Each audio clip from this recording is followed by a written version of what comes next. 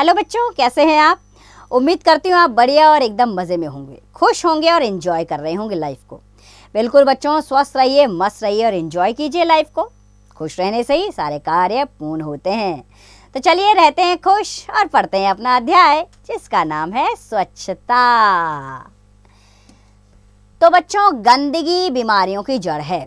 गंदगी से हानिकारक क्या होते हैं? जो हमें हानि पहुंचाते हैं। हानिकारक कीटाणु व मच्छर पैदा होते हैं। अतः अपने पर्यावरण को स्वच्छ रखना हम सभी का दायित्व है। यह कहानी हमें प्रेरणा देती है कि हमें सदैव सफाई का ध्यान रखना चाहिए। तो आइए अपने अध्याय को शुरू करते हैं। तो आयुष बहुत ही होनहार लड़का है। होनहार यानी कि बहुत ही बुद्धिमान लड़का है। वह कहाँ पढ़ता है? तीसरी कक्षा में पढ़ता है। सोहन उसका घनिष्ठ मित्र था। घनिष्ठ यानी कि पक्का वाला मित्र है सोहन। किसका? आयुष का। वह 3-4 दिनों से स्कूल नहीं आ रहा था। आज आयुष बहुत खुश था क्योंकि आज सभी बच्चे पिकनिक पर जा रहे थे और वह सोच रहा था कि वे आज सारा दिन अपने घनिष्ठ मित्र सोहन के साथ खूब मजे करेगा। परंतु सोहन तो आज भी नहीं आया। इस पर उसे बहुत बेचैनी हो गई और वह बहुत उदास हो गया। जब वह घर पहुंचा तो माँ ने उसका उदास चेहरा देखा। माँ ने सोचा कि आयुष पिकनिक पर मौज मस्ती करके आएगा, लेकिन वह तो किसी से बात भी नहीं कर रहा था। माँ ने उससे उदासी का कारण पूछा तो आयुष ने माँ को बताया कि सोहन 3-4 दिन से स्कूल नहीं आ रहा। माँ के कहने पर वह सोहन से मिलने उसके घर चला गया। सोहन का घर बहुत बड़ा व सुंदर था। उसके घर के पास एक बस्ती थी। बस्ती के लोगों ने सड़क के किनारे बहुत गंदगी फैला रखी थी। जगह जगह पानी इकट्ठा था।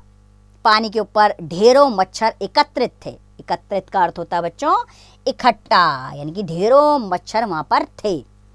कूड़ा भी कूड़ेदान से बाहर फैला हुआ था। वहां से बहुत बदबू आ रही थी। किसी तरह नाक पर रुमाल रखकर आयुष सोहन के घर पहुंचा।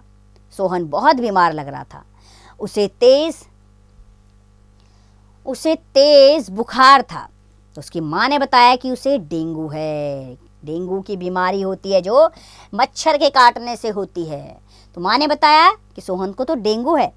गंदी बस्ती के मच्छरों के कारण आसपास के घरों में भी बीमारी फैल रही है।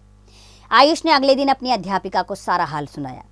अध्यापिका कुछ बच्चों को लेकर जो है बस्ती में गई।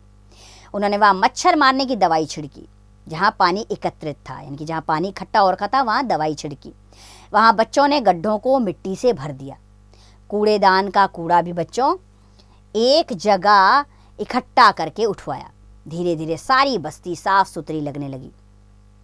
बस्ती के लोग भी बच्चों को उत्साह से काम करते देखकर, उत्साह का अर्थ होता है बच्चों जोश, तो बच्चों को उत्साह से काम करते देखकर उनका हाथ बटाने लगे। यानी कि वहाँ के लोगों में भी जोश आ गया जब उन्होंने छोटे छोटे बच्चों को काम करते देखा।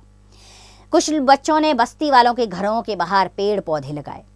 फूलों की खुशबू से सारा वातावरण महकने लगा। इस प्रकार एक गंदी बस्ती स्वच्छ व खुशबूदार बस्ती में बदल गई। वो आसपास का वातावरण भी स्वच्छ हो गया। सोहन भी जल्द ठीक हो गया। सभी बच्चे फिर से मिलकर खेलने लगे। तो बच्चों, यह कहानी सिखाती है कि स्वच्छता का हमारे जीवन में कितना महत्व है। साफ सफाई का अगर हम ध्यान रखेंगे तो जीवन में कभी भी बीमारियां नहीं आएंगी।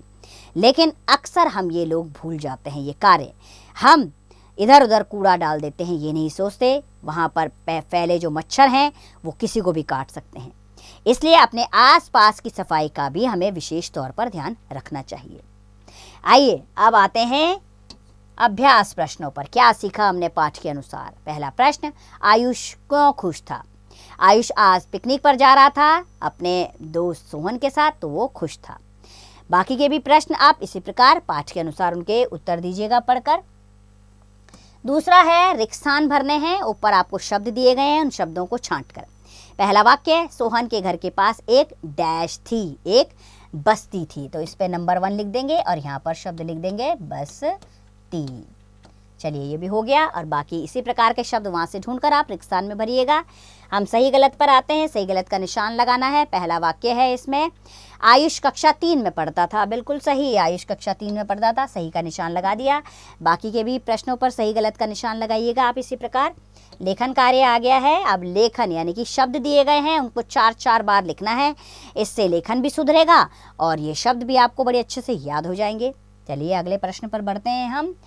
अध्याय से अनुसरण पर इसमें प्रश्न है, आप अपने घर में कूड़ा कूड़ेदान में ही डालते होंगे, परंतु उस कूड़ेदान से कूड़े को कहाँ डालते हैं? नगर निगम के कूड़ेदान में, घर के बाहर, घर के पास वाले नाले में। तो पहला वाला विकल्प सही है, नगर निगम के कूड़ेदान में। गाड़ियाँ आती हैं ना आपके घरों के पास, तो बस वहीं डालना है। आ जाते हैं भाषा अभ्यास पर, व्याकरण से संबंधित प्रश्न। पहला प्रश्न, विलोम शब्द लिखने हैं। मित्र का विलोम होता है शत्रु, तो लिख दीजिए यहाँ पर शत्रु। इसी प्रकार बाकी के शब्दों के भी विलोम शब्द लिखिए। दूसरा प्रश्न, एक से अनेक बनाइए, बहुवचन लिखना है। लड़का का बहुवचन लड़के, लिख दीजिए यहाँ पर जल्दी से। ये लीजिए, हो गया। अब बाकी के भी शब्दों के बहुवचन इसी प्रकार लिखिए आप। आगे बढ़ जाते हैं हम योग्यता विस्तार पर। इसमें प्रश्न है बच्चों, आप अपने आसपास के वातावरण को साफ सुथरा रखने के लिए क्या क्या करेंगे?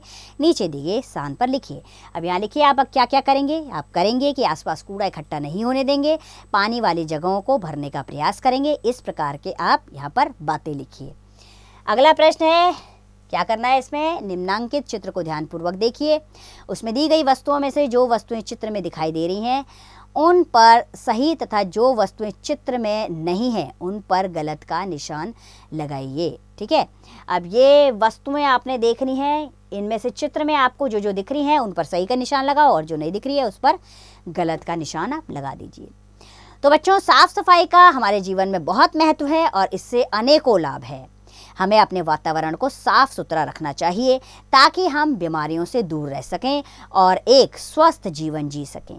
इस बात को हमें स्वयं भी समझना होगा और औरों तक भी ये बात पहुंचानी होगी। अगर आपके आसपास भी लोग इस प्रकार का कार्य करते हैं गंदगी फैलाने का, तो आप विनम्रता पूर्वक उनसे आग्रह कर सकते हैं कि इस प्रकार का कार्य ना करें। ये आपके और हमारे दोनों के स्वास्थ्य के लिए हानिकारक है। तो उम्मीद करती हूँ अध्याय से मिलने वाली सीख को अवश्य जीवन में अपनाएंगे और आप भी जागरूकता अभियान फैलाएंगे, अपने आसपास लोगों को समझाएंगे कि गंदगी से कितने नुकसान है। तो बस इस बात को आगे बढ़ाइए और खुश रहिए, स्वस्थ रहिए और मस्त रहिए।